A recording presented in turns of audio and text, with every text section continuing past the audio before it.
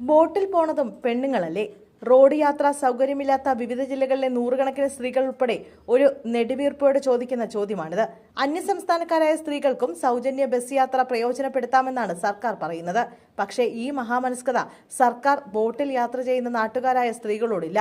ഇവരിൽ നല്ലൊരു പങ്ക് സ്ത്രീകൾ നെൽകൃഷി, കയറുപിരിക്കൽ, കക്കവാരൽ മുതലായ തൊഴിലുകളിൽ ഏർപ്പെടുന്നവരാണ്.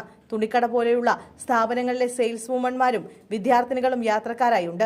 പക്ഷേ ഇവർക്കാർക്കും ഇന്ദിരാ ഗ്യാരണ്ടിയുടെ പ്രയോജനം ലഭിക്കില്ല.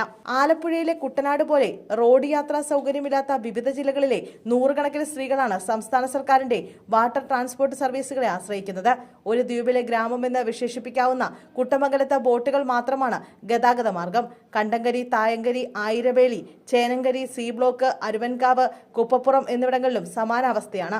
ഇവിടെയുള്ള താമസക്കാർക്ക് ഒരു ബസ്സിൽ കയറുന്നതിനെക്കുറിച്ച് ചിന്തിക്കുന്നതിന് മുമ്പ് തന്നെ ജലാശയങ്ങൾ മുറിച്ചു കടക്കേണ്ടതുണ്ട്. ഈ പ്രശ്നം ഒരു ഗ്രാമത്തിൽ മാത്രം ഒതുങ്ങുന്നതല്ല.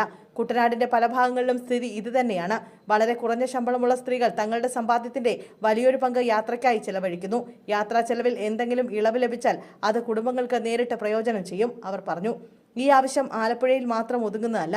കേരളത്തിലുടനീളം ജലപാതകളെ ആശ്രയിച്ച് കഴിയുന്ന ജനവിഭാഗങ്ങൾക്ക് ബോട്ട് സർവീസുകളാണ് ആശ്രയം. ജലഗതാഗത വകുപ്പ് കണ്ണൂരിൽ 52, കാസർഗോഡ് 11, കൊല്ലത്ത് 84, എറണാകുളത്ത് 193, ആലപ്പുഴയിലും കോട്ടയത്തും 300-ലധികം സർവീസുകൾ നടത്തുന്നുണ്ട്.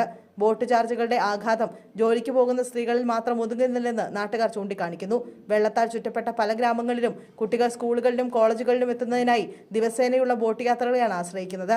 അതുപോലെ രോഗികൾ, മുതിർന്ന പൗരന്മാർ, ഗർഭിണികൾ എന്നിവർ ആശുപത്രികളിൽ എത്തുന്നതിനായി ഈ സർവീസുകളെ ആശ്രയിക്കുന്നു. സർക്കാർ ഓഫീസുകൾ, ബാങ്കുകൾ, മാർക്കറ്റുകൾ, മറ്റ് അത്യാവശ്യ സേവനങ്ങൾക്ക് എത്തിക്കുന്നതിനുള്ള പ്രാഥമിക മാർഗം ബോട്ടുകൾ തന്നെയാണ്.